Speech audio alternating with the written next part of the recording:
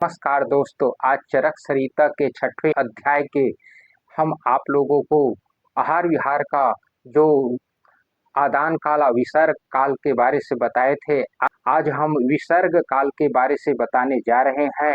आज हम उसकी पूरी विधि बताएंगे कि विसर्ग काल में कौन कौन सा ऋतु पड़ते हैं, उसकी क्या क्या सेवन करना चाहिए और क्या नहीं करना चाहिए। यह विसर्ग काल दक्षिणायन कहा जाता है। विसर्ग काल को दक्षिणायन कहा जाता है। इसका वर्षा ऋतु, शरद ऋतु और हेमंत ऋतु, यह तीनों ऋतु जो दक्षिणायन के रूप में कहा जाता है। यह वर्षा ऋतु से हम आप लोगों को बताएंगे कि विसर्ग काल के शरीर में हमारी जो क्या परिवर्तन पड़ता है और जिससे हमारे शरीर की कितने रोग हो सकते हैं और उसे हमें कैसे बचना चाहिए और जिसे हमारे आहार विहार से हम अपने शरीर की जो स्वस्थ रख सकते हैं, जैसे कि हमारे शरीर में रोग ना होए और रोग हैं उसे कैसे हम ठीक कर सकते हैं। यह वीडियो आप लोगों को लगातार बने रहे। आज सब्सक्राइब नहीं किया है तो जाकर आप सब्सक्राइब कीजिए, शेयर कीजिए। हम आप लोगों को विसर्ग काल अर्थात दक्षिणायन के बारे से बताने जा रहे हैं। जैसे वर्षा ऋतु, शरद ऋतु, हेमंत ऋतु, तीनों ऋतु के बारे से हम आज बताने जा रहा हूँ। मैं वैद्य लखनलाल स्वस्थवर्धक ज्ञान चैनल के द्वारा आप लोग इसे जानिए कि विसर्ग काल में शरीर की कितनी अच्छे और कितने बुरे प्रभाव पड़ते हैं, हम आप लोगों को बताने जा रहे हैं। जैसे वर्षा ऋतु में आप लोग को कहा जाता है कि वर्षा ऋतु एक भाप जैसे सूर्य के जो ताप है और उसकी जो बूंद जब धरती में पड़ते हैं तो उससे जो ताप निकलते हैं, इसलिए वह समय शरीर में एक ऊर्जा का संचार भी होता है और शरीर में रोग का भी संचार होता है, क्योंकि उस समय वात का प्रकोप होता है। जो पानी और जो आकाश और धरती में जो पानी पड़ते हैं तो उसकी जो बफारा से एक वायु का उत्पन्न होते हैं और जो शरीर में एक प्रभाव पड़ता है जिसे वात के नाम से जाने जाते हैं। अगर उस समय हम अगर परहेज के साथ अगर खान पान नहीं करेंगे तो हमारी शरीर में अनेकों प्रकार की रोग हो जाते हैं। जैसे आप लोगों को बता रहे हैं कि उस समय हमारे शरीर में क्या परिवर्तन पड़ता है, आप लोगों को बता रहे हैं।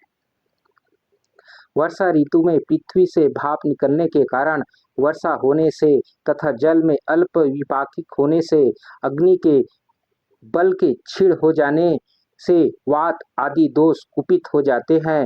इसलिए वर्षा काल में संपूर्ण साधारण विधि अत्यंत त्रिदोष नाशक तथा अग्नि दीपक क्रिया प्रशांत होती है, परंतु क्रियासत शीर्षय नामक इस वर्षा काल में वात का कोप होता है। यहाँ पर वात आदि तीनों दोष को कुपित होना कहा गया है।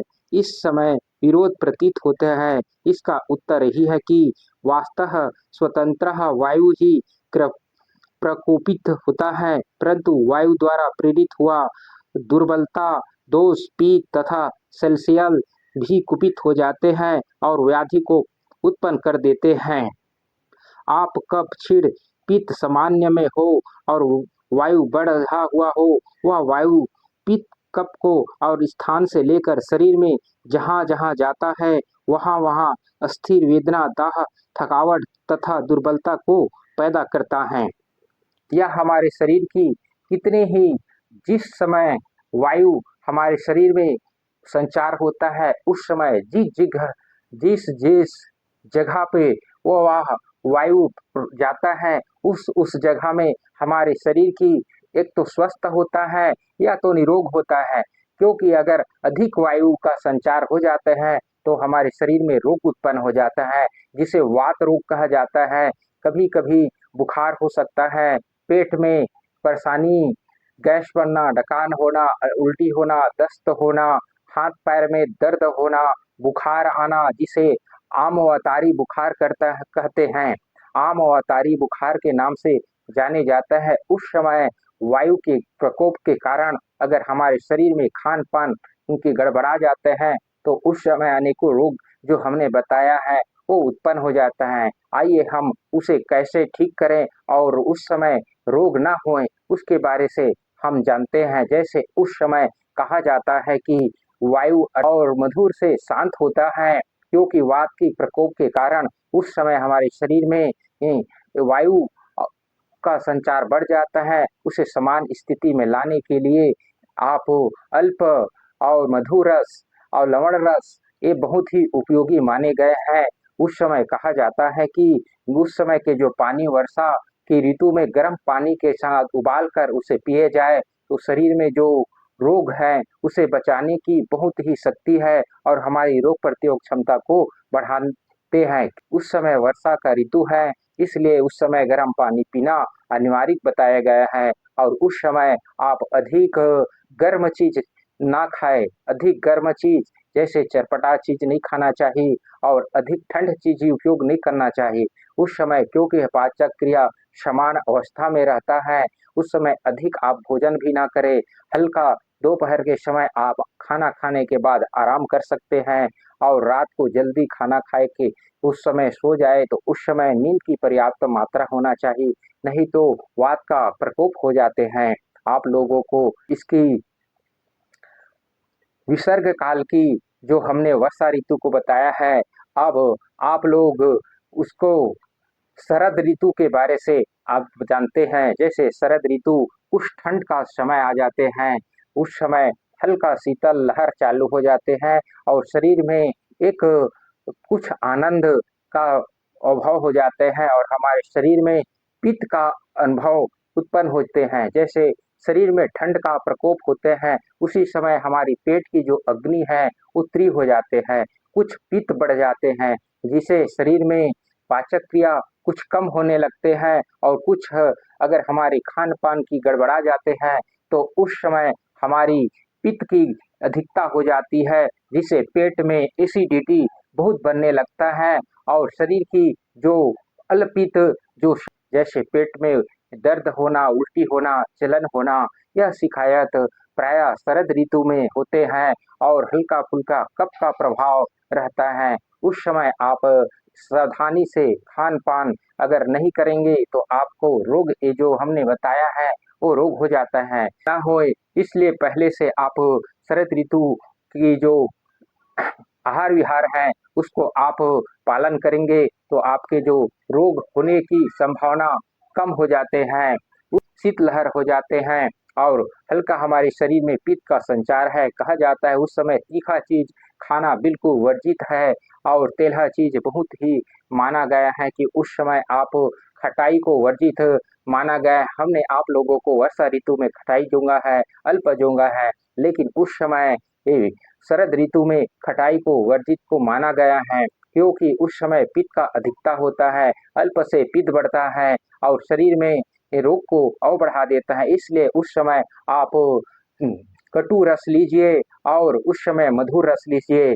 और शरीर की जितने भी जो रोग से आप बच सकते हैं उस समय आप मधुर रस लेंगे तो आपके शरीर में जैसे मधुर रस में आप गेहूं के रोटी ले सकते हैं, पुराने चावल ले सकते हैं, फल फूल ले सकते हैं, शहद ले सकते हैं, दूध ले सकते हैं। उस समय आपके शरीर में जो मधुर रस की होंगे उस समय आपको बहुत ही शरीर में फुर्तीला आनंद और शक्ति का संचार कर देते हैं। कहा जाता है कि उस समय भी पानी गर्म करके उसे छान कर पीना चाहिए और शरीर की जितने भी कम रोग है उसे धीरे धीरे आप आहार विहार से ठीक कर सकते हैं। आप उस समय अगर अधिक भोजन ना करें और दिन को ना सोए, कहा जाता है कि शरद ऋतु में अगर दिन को सोने से और रात को जागने से शरीर में अनेकों प्रकार की रोग उत्पन्न कर देते हैं। इसलिए उस समय चांदनी का जो चंद्रमा का जो शरीर में एक शुद्ध किरण पड़ते हैं उस समय हमारे शरीर में रोग प्रतिरोधक क्षमता को बढ़ाने की एक दिव्य उसकी जो चंद्रमा का किरण पड़ते हैं उस समय हमारे शरीर में एक रोग प्रतिरोधक क्षमता को बढ़ाने की शक्ति देते हैं, इम्यूनिटी बूस्टर को बढ़ाने की ताकत देते हैं, क्योंकि चंद्रमा उस समय एक शीतल लहर के रूप में, आनंद के रूप में प्रभाव पड़ते हैं। इसलिए कहा जाता है कि उस समय के जो चंद्रमा का किरण हमारे शरीर के लिए बहुत ही फायदेमंद है। आप चंद्रमा का किरण का प्रभाव 1-2 घंटा शाम के रात को जरूर लीजिए। इससे हमारी शरीर की रोग प्रतिरोधक क्षमता बढ़ता। ऋतु में जब शरीर वर्षा तथा उसके उत्पन्न शीतल को आभासिक हो चुका है, तरंदर ही शरद ऋतु से प्रायः साहस ही सूर्य किरणों द्वारा तप्त होकर संचालित हुआ वर्षा ऋतु में पित्त प्रकोपित हो जाते हैं। अतः शरद ऋतु में मधुरस, हल्का, शीतल, तिक्त रस युक्त एवं पित्त को शांत करने वाले अन्य पान की मात्रा में, क्योंकि इस दिनों में अग्नि मंद होती है तथा अच्छी प्रकार भूख लगने पर सेवन करना चाहिए। इस समय अगर आपको भूख जब लगे उसी समय आप खाना खाएं, या भूख की मात्रा कम है तो शरद ऋतु में आप खाना कम खाएं, या आप आहार विहार से आप अपने शरीर की विसर्ग काल अर्थात दक्षिणायन में जो होने वाले जो रोग है उसे आप बच सकते हैं। अब हम आप लोगों को हेमंत ऋतु के बारे से बताने जा रहे हैं कि हेमंत ऋतु शीत का एक प्रकार है जिसे वात और कफ का संचार हो जाते हैं। कहा जाता है कि हेमंत ऋतु में पूरा शीतलहर का पूरा प्रभाव पड़ता है, जिसे कफ और वात का वायु का संचार रहता है। उस समय खान पान में अगर आप थोड़ा सा भी अगर गलती करेंगे तो आपका कफ का वृद्धि होंगे, खांसी, सर्दी, जुकाम, शरीर में पीड़ा, क्योंकि यह वात और कफ को संचार करने वाले, कहा जाता है कि ठंड का प्रभाव के कारण अगर आप उस समय ठंड का जो पानी पिएंगे तो उस समय आपके हेमंत ऋतु में विसर्ग काल की दक्षिणायन में आप इसका आहार विहार अगर सही नहीं करेंगे, ठंडे पानी पिएंगे, फ्रिज का पानी पिएंगे, तो आपकी जो शरीर में अनेकों प्रकार की जो कफ प्रभाव का जो रोग होते हैं उसको बढ़ा देते हैं। इसलिए कहा जाता है कि हेमंत ऋतु में गर्म पानी पिए और शरीर की जो गर्म कपड़ा पहरे और शरीर को अच्छा सा गर्म पानी में हल्का नहाएं और शरीर को तेल में उस समय मालिश का बड़ा विधान बताया गया है कि हेमंत ऋतु में अगर आप शरीर में मालिश करेंगे तो बहुत ही आपकी कई रोग को ठीक हो कर सकते हैं और शरीर में रोग प्रतिरोधक क्षमता को बढ़ा सकते हैं। और जो आप लोग अगर सही समय आप उस समय खान पान को अगर बढ़ाएंगे, खान पान को अगर सही से आप नहीं खाएंगे तो उस समय आपको वो कफवात का संचार हो जाता है और खांसी बुखार यह भी बहुत एक फेफड़े रोग में बहुत ही रोग उत्पन्न कर देते हैं। इसलिए आप लोगों को कहा जाता है कि उस समय ठंड ना चीज ना खाए, अधिक खट्टा ना खाए, अधिक कटुपन यूज ना करे। उस समय आप लोग कसौला चीज, मधुर चीज खाए, जैसे आप त्रिफला का यूज कर सकते हैं। अगर आपको मधुर रस, फल, फूल खाना बहुत ही अति उत्तम है।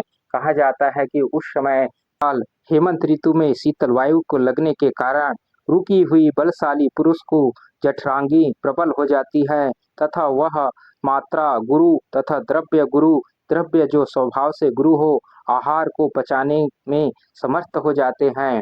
उस समय हमारी जो हेमंत ऋतु में पाचक अग्नि त्रि हो जाते हैं। अगर हम समय पर उस समय अगर वो भोजन ना करें और उस समय सही आहार ना करें तो हमारी पाचक अग्नि त्रि होकर बिगड़ जाते हैं और जिसे हमारे शरीर की कमजोरी जिसे सुखा देते हैं। उस समय कहा जाता है कि उस समय खाना को पर्याप्त खाना खाना चाहिए, द्रव्य यूज खाना चाहिए अर्थात गुरु द्रव्य यूज खाना चाहिए।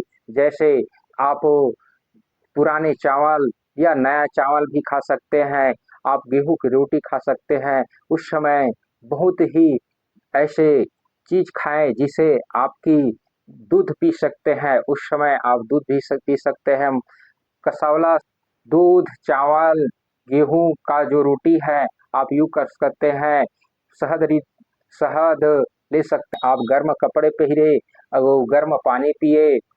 आहार विहार का यही नियम है कि आहार क्या है, विहार क्या है, यही है हमारी आहार विहार। आयु को बढ़ाने वाले दिव्य आहार विहार से हमारी शरीर की जितनी भी कमजोरी है दूर हो जाते हैं और हम आरोग्य रहने लगते हैं। आहार जो आदान काल और विसर्ग काल के जो हमने आप लोगों को पूरे विधि से बताए हैं। आप चरक सरिता के 6ठे अध्याय के आहार विहार के बारे से आप जाने। अगर आपको यह जानकारी अच्छी लगी तो इस वीडियो को लाइक करें, शेयर करें, इस चैनल को सब्सक्राइब करें। ऐसे ही आयुर्वेद ज्ञान के लिए हमारी चैनल से ऐसे ही जड़ी बूटी के बारे से ऐसे ही कुछ और